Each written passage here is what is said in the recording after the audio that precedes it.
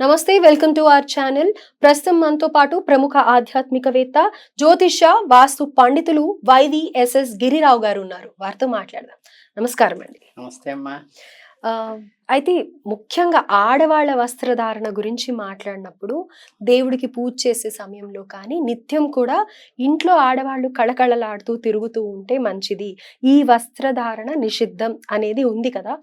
ముఖ్యంగా ఇప్పుడు చూసినట్టయితే గనక నైటీల్లోనే తిరుగుతూ ఉన్నారు అనేది చాలా మంది చాలా సందర్భాల్లో మాట్లాడుతూ ఉన్నారు. అయితే ఈ సులువుగా ఉంటుంది చీర మార్చుకోవడం కానీ, లేకపోతే ఇంకేదన్నా వేసుకోవాలి అన్నా కానీ కష్టంగా ఉంటుందని నైటీలతోనే దేవుడి పూజ కానీ, లేకపోతే ఇంకా వేరే ఇతర ముఖ్యమైన పనులు కానీ చేసుకుంటూ ఉంటారు. ఎందుకని నైటీలు వేసుకోకూడదు పూజా సమయంలో అని అనేది తెలియజేస్తారా? చాలా మంచి ప్రశ్న అమ్మా. కాకపోతే మీరు అడిగిన దాంట్లో కొద్దిగా నాకు నేర అయింది ఏంటంటే, ఆడవాళ్ళు అన్నారు కదా. ఈ దేవుడికి పూజ చేసేటప్పుడు కట్టుకునే వస్త్రాల్లో మగవాళ్ళకి రెస్ట్రిక్షన్ ఉంది, ఆడవాళ్ళకి రెస్ట్రిక్షన్ ఉంది. కాకపోతే ఏంటంటే లేడీస్ అనేసరికి హైలైట్ అవుతుంది అంతే. దీనికి యాక్చువల్గా ధర్మశాస్త్రంలో ఉన్న నియమం ఏంటంటే, మనం 2 పనులు చేయనటువంటి వస్త్రాలతో భగవంతుడికి పూజ చేయొచ్చు. ఒకటేంటంటే, మన సంసారం చేసుకునేటప్పుడు వేసుకున్న వస్త్రము అది పనికిరాదు, నిషిద్ధం. తర్వాత మనకి దొడ్లోకి వెళ్ళినప్పుడు వెళ్ళొచ్చినటువంటి వస్త్రము పనికిరాదు. జనరల్గా ఇప్పుడు జెంట్స్ లుంగితో ఏంటంటే ఈ 2 పనులు చేస్తారు. అందుకని పూజ పంచన సపరేట్గా పెట్టుకోమన్నారు. పర్పస్ ఓన్లీ ఏంటంటే ఈ 2 పనులు ప్రాపంచిక విషయాల్లో చేయనటువంటి వస్త్రం ఏదైనా సరే సరిపోతుంది. అది కూడా ఏంటంటే ఈ పట్టు వస్త్రానికి పట్టింపులు, ఇప్పుడు తడి బట్టలు ఉందనుకోండి, తడి బట్టకి పట్టింపు ఉండదు. అలాగే పట్టు వస్త్రానికి పట్టింపు ఉండదు అనుకున్నారు. కానీ ఇంకో ఆర్గ్యుమెంట్ కూడా ఉంది. పట్టు వస్త్రం అంటే మేము అగ్రికల్చర్ అవి డిపార్ట్మెంట్స్లో ఏంటంటే మీకు ఆ పట్టు పురుగుల్ని పెంచి దాన్ని కష్టపెట్టి దాంట్లో వచ్చింది తీస్తారు. కాబట్టి అంతకన్నా నూలు వస్త్రం మంచిది, పత్తితో తయారైన నూలు వస్త్రం మంచిదని కూడా ఒక ఆర్గ్యుమెంట్ ఉంది. కనుక నూలు వస్త్రమా పట్టు వస్త్రమా అంటే నూల వస్త్రానికి ప్రయారిటీ ఇవ్వచ్చు. అంటే మనం దానికి వచ్చే రిస్ట్రిక్షన్ ఏంటంటే ఎవరిని తాకకూడదు. తాకిన తర్వాత ఏంటంటే బయట ఇప్పుడు మామూలుగా ఓపెన్ ఇదిలో చేసామనుకోండి, పెద్ద మండపాల్లో వ్రతాలు కానీ లేదా కళ్యాణాలు కానీ చేసినప్పుడు ఆడియన్స్ వస్తారు, వాళ్ళు ఏదో ఇస్తారు, వాళ్ళు వచ్చి ఏదో పక్కన వచ్చి మాట్లాడుతుంటారు, అందరూ తగులుతుంటారు. కాబట్టి అప్పుడు పట్టు వస్త్రాలు వాడారు.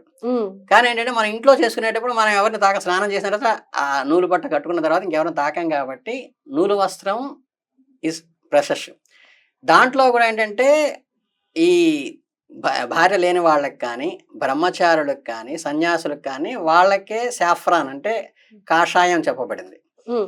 మిగతా వాళ్ళందరూ వైటే కట్టుకోవాలి. అంటే గృహస్థ అయిన వాడు మాబోటి వాళ్ళందరూ కూడా తెల్లని వస్త్రమే కట్టుకుంటారు తప్పితే కాషాయం కట్టరు. అది రిస్ట్రిక్షన్. ఆడవాళ్ళకు కూడా ఏంటంటే వాళ్ళ సాంప్రదాయాన్ని బట్టి, అంటే పెళ్ళిళ్ళలో వ్రతాల్లో అందరూ ఉన్నప్పుడు ఈ కాశీ పోసి కట్టుకుంటారు కదా, మన పంచ మగవాళ్ళకి ఎలా కడతారో అలా కట్టుకోవటం అనేది, గోచి పోసి కట్టుకుంటారు కదా, 6 మూరల చీర కట్టడం అనేది ఆనవాయితీ. కాబట్టి అదే మడి కట్టుకున్నప్పుడు ఇంట్లో కట్టడం కూడా అనేది అలవాటైంది. కానీ మీకు ఉన్న పరిస్థితులను బట్టి ఇప్పుడున్న కాలానుగుణంగా ఒక మంచి నూలు వస్త్రం కనుక పూజకి తప్పితే లౌకిక కార్యక్రమానికి వాడము అనుకున్న చీర ఏదైనా పెట్టుకుంటే అది కట్టుకోవచ్చు. అది ఏదైనా ఏంటంటే ఫంక్షన్స్ అప్పుడు వాటప్పుడు ఏంటంటే అలా చెప్పారనమాట. అంతే తప్పితే మామూలు నూలు చీర కూడా తీసి కట్టుకోవచ్చు.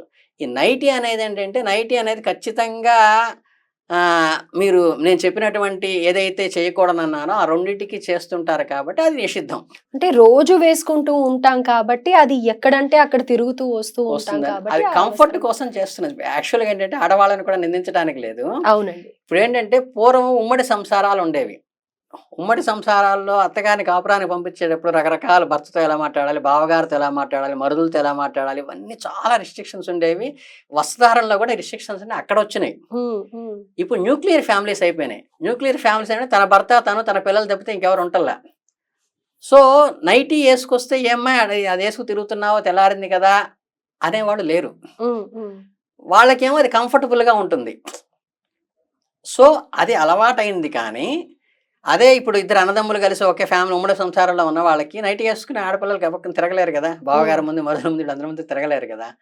అందుకనంటే వాళ్ళ కంఫర్ట్ అనే. కానీ అది మనం ఈ వస్త్రం అన్నిటికీ వాడతాం కాబట్టి గవ్వుకుని దాంతోనే ఎక్కడికైనా ఇక్కడికి వెళ్తుంటాం కాబట్టి దొడ్లోకి అవి అది నిషిద్ధం అని చెప్పారు తప్పితే వేరే ఏం లేదు. మామూలు నూలు చీర ఏదైనా పెట్టుకుని అది కట్టుకోవచ్చు. దానికి పెద్ద పట్టింపు ఏం లేదు. నైటీ అనేది మాత్రం జనరల్‌గా ఏంటంటే నైటీ వేసుకున్న తర్వాత పాచి పనికి దాంతోనే చేస్తాం. అంట్లు తోమేటప్పుడు దాంతోనే చేస్తాము.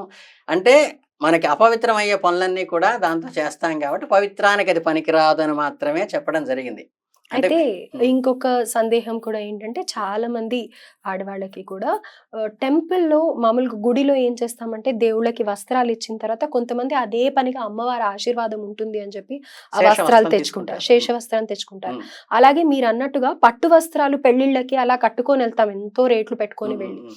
అలాంటప్పుడు ఆ వస్త్రాలతో అక్కడ భుజించిన తర్వాత మళ్ళీ ఆ వస్త్రాలు ఏదన్నా పైగా ఇంపార్టెంట్ ఉతకాలి. ఉతికిన తర్వాత కట్టుకోవచ్చు అంటారా? కట్టుకోవచ్చు. ఆ ఉతికిన తర్వాత భోజనం వరకేంటంటే ఇప్పుడు మేము గూడా ఏదైనా దీక్షా వస్త్రాలు కట్టుకొని ఇప్పుడు యజ్ఞాలు, యాగాలు జరుగుతున్నప్పుడు వెంటనే అనుకోకుండా దాంతోనే భోజనానికి కూర్చోవాల్సి వస్తే భోజనం చేసిన తర్వాత మళ్ళీ ఉతికి కట్టుకోవాలి తప్పితే పట్టు వస్త్రంకి ఏం తప్పు లేదని అంటారు. పట్టు వస్త్రానికి కూడా ఉతకాల్సిందే. అదే ఉతికి ఎంగిలి అయినా సరే వేసుకోవచ్చు. ఎంగిలి పడితే ఉతకాల్సింది కంపల్సరీ. ఉమ్, ఎంగిలి పడకపోతే ఏంటంటే దీక్షా వస్త్రాలు తీసి మళ్ళీ సాయంత్రం హోమానికి మళ్ళీ అదే కట్టుకుంటాం. ఉమ్, అది ఒకసారి ఎంగిలి తగిలిందంటే మటుకు అది మళ్ళీ ఉతకాలి.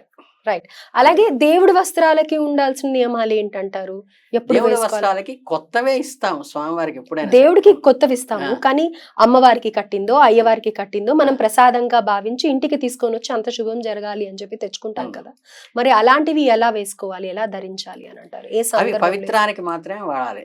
ఓకే, శుభకార్యాలకి. శుభకార్యాలకి మాత్రమే వాడాలి. ఇప్పుడు భగవంతుడి ప్రసాదం ఉందనుకోండి, మీకు ఫర్ ఎగ్జాంపుల్ చెప్తా. మీ ఇంట్లో పులిహార చేశారు, మీ ఇంట్లో దద్దోజనం చేశారు. మీరు సరదాగా ఏంటంటే టిఫిన్ లాగా చేసుకోవడం కూడా మీకు అలవాటు అనుకోండి. ఉమ్, అది కింద పడిపోయినా కాస్త మిగిలితే పారేసినా దోషం ఉండదు. ఉమ్, ఉమ్. ఇప్పుడు మీ సత్యనారాయణ స్వామి వ్రతంలో అంత రాజు పడిపోవడానికి కారణం ఏంటి? ప్రసాదం యాదవులు తీసుకొచ్చి ప్రసాదం ఇచ్చారని కింద కింద పడేశాడు. పడేసి. అలాగే అంటే ఏంటంటే దేవుడి దగ్గర పెట్టింది. ఇప్పుడు తమలపాకు కూడా ఉంటుంది. తమలపాకుని మామూలుగా అపరకార్యానికి వాడితే అంత పవిత్రత ఉండదు. మామూలుగా మొక్కకి ఉంటే అంత పవిత్రత ఉండదు. అదే అక్కడ మన భారతంలోనో ఎక్కడో దేవుడి దగ్గర పెట్టినప్పుడు ఏంటంటే ఆకుపూజ చేసినప్పుడు దాన్ని చాలా పవిత్రంగా చూస్తాం అదే తమలపాకుని. అవును. అలాగే ఈ వస్త్రం కూడా స్వామివారికి శేష వస్త్రం అంటే స్వామివారి అనుగ్రహంగా మనం తీసుకున్నది కాబట్టి అంతెందుకు మీకు జపమాల కూడా మనం ఏదైతే జపం చేస్తామో అది మెడలో వేసుకోం. ఉమ్, ఉమ్. జపమాల వేరే, ధరించే మాల మెడలో వేరే. ఫ్యాషన్ గా వేసుకునేది మామూలు తులసి గాని రుద్రాక్ష గాని వేరే వేసుకోవచ్చు. జపం చేసేది మెడలో వేసుకోం. ఉమ్, ఎందుకంటే దాంతో ఆఫీస్కి వెళ్తాం, బయటికి వెళ్తాం, బజార్లో వెళ్తాం, అన్ని ఇబ్బంది ఉంటుంది కాబట్టి జపం చేసేది సపరేట్ గా ఉంటుంది. అలంకారం వేసుకునేది వేరే ఉంటుంది. ఉమ్. అలాగే ఈ వస్త్రాన్ని శేష వస్త్రాలు మీరైనా ఇంట్రెస్ట్ కొద్దీ తీసుకోదలుచుకుంటే తీసుకున్నది అది పూజకో, వ్రతానికో లేదన్నా శుభకార్యానికో ఉపయోగించాలి తప్పితే ఇంట్లో ప్రాపంచిక కార్యక్రమానికి ఆ వస్త్రాన్ని వాడరాదు. అలాగే. అది రిస్ట్రిక్ట్ పెట్టుకోవాలి. రెండోది ఏంటంటే మనం అంటే కొన్ని డీప్గా వెళ్తే చాలామంది ఏంటంటే తప్పు లేదు రైట్ అంటారు. ఇప్పుడు ఏంటంటే వస్త్రం దేవుడి దగ్గర చూపించి నాకు ఇచ్చేయండి అంటే ఏంటంటే ఒకసారి పంతులు గారికి ₹10 ఇచ్చి ఉమ్, ₹2 తీసుకుని ₹8 చిల్లర అడుగుతారు. ఇది తప్పమ్మ. చేయకూడదు. ఉంటే ₹2 వేయటం లేదా ₹10 అంటే ₹10 వేయటం తప్పితే ఉమ్, అక్కడ అది మళ్ళీ మనం తీసుకోకూడదు. అలాగేంటంటే దేవుడి దగ్గర కూడా మీకు ఏదైనా స్వామివారి దగ్గర శేషవస్త్రం తీసుకోవాలనిపిస్తే ఆల్రెడీ కట్టి తీసిరేమి ఉంటాయి. అవి మీకు ఇస్తూ ఉంటారు శేషవస్త్రం. ఉమ్, అది తీసుకోవచ్చు. లేదంటే ఏంటంటే మీరు ఇంకొక 2 వస్త్రాలు తీసుకుని ఒక వస్త్రాన్ని స్వామివారికి అమ్మవారికి ఇచ్చేస్తూ రెండోది నాకు మా అమ్మాయి పెళ్ళి అప్పుడు ప్రధానం అప్పుడు కట్టుకుంటుందో లేకపోతే ఏదన్నా మనకి ఇది ఉంటుంది కదా, అప్పుడు కట్టుకుంటుందని చెప్పేసి తలంబ్రాల చీర కింద అక్కడ పెట్టి తీసుకోవచ్చు. అలాగే. అంతేగాని ఊరికి తాకిచ్చి తీసుకొచ్చేసి ₹10 ఇవ్వటం అనేది ఏంటంటే మనం అది అగౌరవపరిచినట్టుగా ఉంటుంది. మనం ఎంత కాస్ట్ అయితే పెట్టి మన అమ్మాయి తలంబ్రాల చీర తెచ్చుకుంటామో అంత కాస్ట్ పెట్టి అమ్మవారికి ఒకటి కొనిపెట్టేసేసి ఇంకొకటి ఇంకొకటి మనం తాకిచ్చి తెచ్చుకోవచ్చు తప్పితే ఊరికే మనం అన్ని తాకిచ్చి తెచ్చుకుని ₹10 ₹20 ఇచ్చేస్తే ఇట్ ఈస్ నాట్ కరెక్ట్ అనమాట. రైట్. ఎందుకంటే చాలా మంది ఇవి దానాలు తీసుకునేటప్పుడు కూడా ఎవరో శనివారం తీసుకున్నారండి వాళ్ళ దగ్గర మా బంధువులు వాళ్ళ దగ్గర ఊరికే తీసుకోకూడదు కాబట్టి ₹2 ఇచ్చి తీసుకుంటామంటే నన్ను అడిగితే నేను అదే చెప్పా. అది ఇప్పుడు లీటర్ ఆయిల్ వచ్చేసేసి ₹110 ఉందనుకోమ్మా, నువ్వు ₹10 ఇస్తే ₹10 దోషం పోతుంది, ₹100 దోషం నీకు వస్తుంది. అట్లా కూడా ఉంటుంది. అలాగేంటంటే స్వామివారి దగ్గర ఇచ్చేటప్పుడు వస్త్రాన్ని మనం తీసుకోదలుచుకుంటే అంతకి తగ్గ ఫలితం రూపాయల్లో కానీ ఇవ్వాలి లేదా ఇంకో వస్త్రం అక్కడ ఇచ్చి తెచ్చుకోవాలి తప్పితే